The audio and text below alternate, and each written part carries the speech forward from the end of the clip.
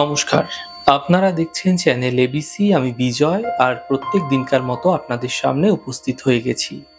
আজ আমি আপনাদের সঙ্গে এখন আলোচনা করব আপনার সন্তানের শিক্ষাক্ষেত্রে বাস্তুর ভূমিকা কি আছে এবং আপনার সন্তান কোন স্থানে বসে পড়াশুনো করবে, কোন দিকে মুখ করে পড়াশুনো করবে এবং কোন স্থানে কোন রঙের ব্যবহার আপনারা করলে আপনার সন্তানের ক্ষেত্রে দেখতে পাবেন যে তার শিক্ষাক্ষেত্রে মনোযোগিতা বৃদ্ধি পাচ্ছে এবং সমস্যাগুলো অনেকাংশে দ্রুত দূর হচ্ছে। সেই সম্পর্কে আপনাদের সাথে এখন আমি বিস্তারিতভাবে প্র্যাকটিক্যালি আলোচনা করার চেষ্টা করব। দেখুন, আপনার সন্তানের পড়াশুনোয় অমনোযোগিতা তৈরি হচ্ছে এমন ক্ষেত্রে মাথায় রাখতে হবে আপনার সন্তান কোথায় বসে পড়াশুনো করছে, এটি অত্যন্ত বিশেষ গুরুত্বপূর্ণ। দেখুন, আপনারা স্ক্রিনে একটি টেবিল দেখতে পাচ্ছেন এবং স্ক্রিনে টেবিলের মধ্যে সমস্ত দিকগুলি এবং দিশাগুলি মার্ক করা আছে বাংলাতে এবং ইংরেজিতে। আপনার সন্তান মূলত কোথায় বসলে তার মনোযোগিতা অত্যন্ত বাড়বে, এটা আপনাদের প্রথম জানা দরকার। কারণ তার শিক্ষাক্ষেত্রে প্রথম যেটা দরকার তা হচ্ছে কনসেন্ট্রেশন। কনসেন্ট্রেশনের ক্ষেত্রে সবসময়ের জন্য কিন্তু আপনারা অনেকেই ভুল ভেবে থাকেন যে উত্তর পূর্ব কোণায় পড়ার ঘর, এমনটি কিন্তু কখনো নয়। সর্বদা মাথায় রাখতে হবে আপনার গৃহে আপনার পুরো টোটাল বাস্তু যেটি রয়েছে সেই বাস্তুর যে উত্তর পূর্ব যে জোনটি রয়েছে, এই উত্তর পূর্ব জোনটি যেন কোনোভাবেই ভারী না থাকে।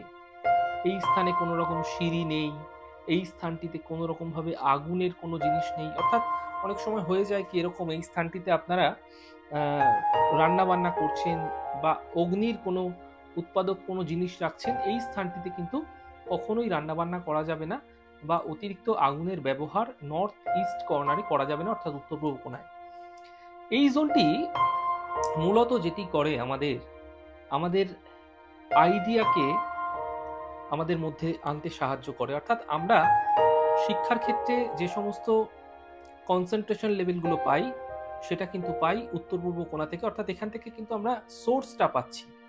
কিন্তু মেইনলি আমাদের ক্ষেত্রে মাথায় রাখতে হবে এই জোনটি যদি কোনোভাবে ভারী হয়ে যাচ্ছে, অর্থাৎ উত্তর পূর্ব কোণা যদি কোনোভাবে ভারী হয়ে যাচ্ছে এবং এই জোনটিতে কোনোভাবে আগুন জ্বলছে, তাহলে কিন্তু আপনার সন্তানের মধ্যে তার মাইন্ড ডিস্টার্ব দেখতে পাবেন, কনসেন্ট্রেশন লেভেল কম হতে দেখতে পাবেন এবং মুখ্যত সমস্যা যেটা হবে সেটা হচ্ছে তার মন পড়াশোনাতেই বলুন বা যে কোনো কাজের ক্ষেত্রেই বলুন কোনোভাবে কিন্তু স্থির থাকবে না। তাহলে এই জোনটি আপনাদের সন্তানের ক্ষেত্রে অত্যন্ত গুরুত্বপূর্ণ। আসবো 2 নম্বর। দেখুন, আপনার সন্তান কোথায় বসে পড়াশুনো করবে এবং কোন স্থানে বসে পড়াশুনো করলে তার পড়াশুনোর স্থায়িত্ব বৃদ্ধি পাবে। দেখুন, ওয়েস্ট সাউথ ওয়েস্ট, যাকে আমরা পশ্চিম দক্ষিণ পশ্চিম, আপনারা দেখতেই পাচ্ছেন ঠিক উত্তর পূর্বের উল্টো দিকে সাউথ ওয়েস্ট, তার ঠিক নিচের দিকটা যে জোনটি রয়েছে পশ্চিম দক্ষিণ পশ্চিম, এই জোনটি হচ্ছে আপনার সন্তানের পড়াশোনার জন্য আদর্শ ঘর।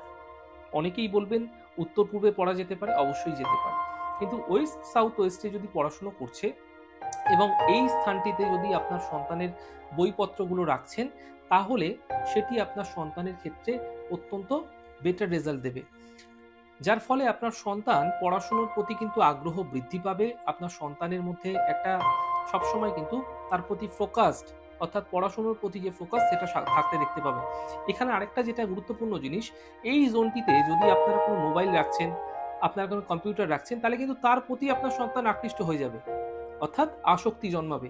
তাহলে আপনাকে মাথায় রাখতে হবে যে আপনি যখনই আপনার সন্তানের বইপত্রগুলো রাখছেন তখন ওয়েস্ট সাউথ ওয়েস্ট জোনে আপনারা রাখার চেষ্টা করুন। এই জোনটিতে যদি আপনারা আপনার সন্তানের বই রাখছেন, তার প্রতি কিন্তু তার আসক্তি জন্মাবে, অর্থাৎ বই খাতার প্রতি তার আসক্তি জন্মাবে। তাহলে এখান থেকে কিন্তু আপনারা অনেকেই বলে থাকেন, আমাকে প্রশ্ন করে থাকেন যে স্যার, ছেলে আমরা পড়াশোনা তো করছে কিন্তু প্রচুর পরিমাণে মোবাইল ঘাটছে, প্রচুর পরিমাণে কম্পিউটার ঘাটছে, যার ফলে কিন্তু তার পড়াশোনায় মনোযোগিতার অভাব হচ্ছে।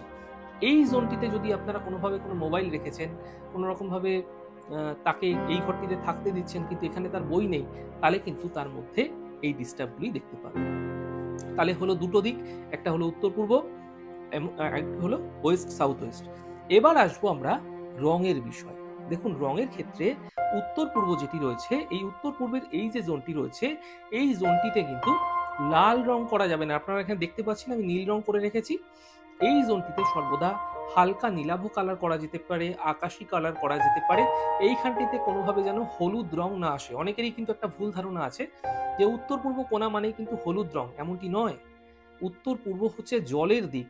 তো এই যে জোনটি রয়েছে আপনারা দেখতে পাচ্ছেন, এই কোণাটি কিন্তু আপনারা সর্বদা নীলাভ বা হালকা নীলাভ বা অ্যাকোয়া কালার, আকাশি কালার এই ধরনের রংগুলো কিন্তু আপনারা ব্যবহার করতে পারেন। এতে মানসিক শান্তির প্রবাহ কিন্তু বৃদ্ধি পাবে। এখানে তাহলে লাল রং এবং হলুদ রঙের ব্যবহার করা যাবে না। আসবো ওয়েস্ট সাউথ ওয়েস্ট, অর্থাৎ পশ্চিম দক্ষিণ পশ্চিম যে জোনটি রয়েছে, এই জোনটিতে কিন্তু আপনারা কোনোভাবে সাদা কালার করতে পারেন। এই জোনটিতে আপনারা অন্য কোনো কালার করবেন না, পুরোটাই হোয়াইট রাখুন। এই জোনটি আপনার সন্তানের ক্ষেত্রে অনেক বেশি সাপোর্টিং হবে। এই স্থানটি লাল রং, হলুদ রং, সবুজ রং এবং নীল রঙের ব্যবহার কোনোভাবেই করা উচিত নয়। এতে তার মাইন্ড ডিস্টার্ব হবে এবং তার সাথে সাথে তার যে শিক্ষার প্রতি একাগ্রতা, কনসেন্ট্রেশন লেভেল, সেটাও কিন্তু কম হতে দেখা যাবে। তাহলে রঙের বিষয়গুলো আলোচনা করলাম।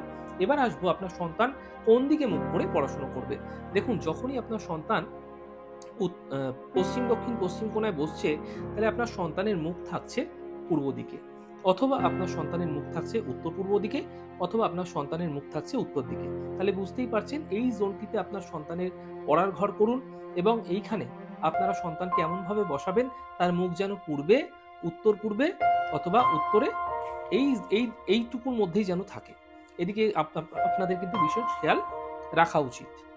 এইবার দেখুন, আপনার সন্তান যেখানে পড়তে বসছে, যেখানটা আপনার সন্তান বসছে, তার পেছনে যেন যে দেয়ালটি থাকবে সেটি যেন একটু শক্তপোক্ত দেওয়াল থাকে। তার পেছনে যেন কোনো রকম ভাবে জানালা না থাকে এবং তার পেছনে যেন কোনোভাবে খালি জায়গা, অনেক বেশি জায়গা না থাকে।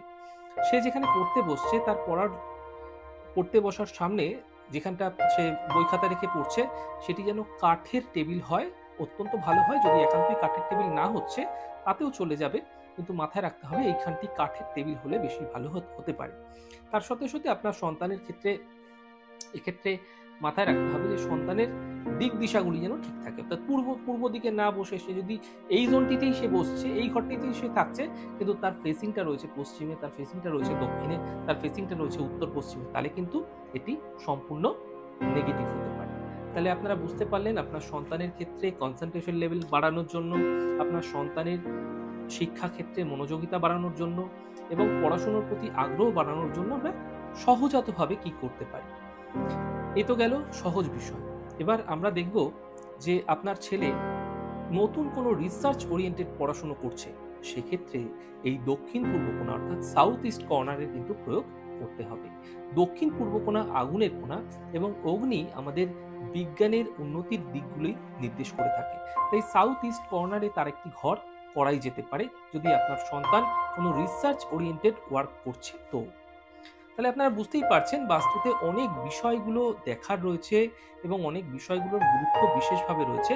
তাই আপনারা আপনার সন্তানের বিষয়গুলি নিয়ে যদি আরো নিজস্বভাবে সঠিকভাবে জানতে চাইছেন, তাহলে আমার সাথে কিন্তু সরাসরি যোগাযোগ করতে পারেন। নিচে দেওয়া স্ক্রলে যে নাম্বারটি যাচ্ছে 7003134009, এই নাম্বারে আপনারা সরাসরি যোগাযোগ করে আমার সাথে আপনারা কিন্তু কন্ট্যাক্ট করতে পারেন।